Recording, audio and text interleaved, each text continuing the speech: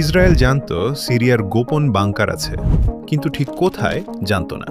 তখন সিরিয়ার এক জেনারেল নিজেই সেই কাজটা করে দিল, জেনে শুনে না, বোকা বানিয়ে।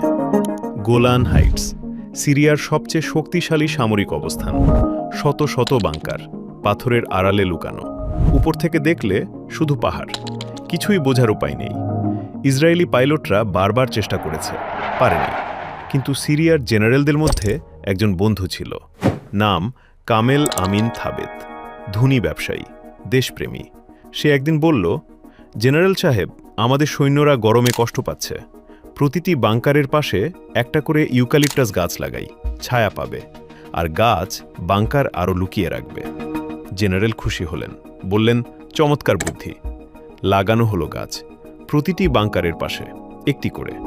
কিন্তু থাবেত আসলে কামেল আমিন থাবেত ছিল না। সে ছিল এলি কোহেন, ইসরায়েলের মোসাদ এজেন্ট। আর এই গাছ লাগানোর পরামর্শটা ছিল তার সবচেয়ে মারাত্মক চাল। 1967 সালে যুদ্ধ শুরু হলো।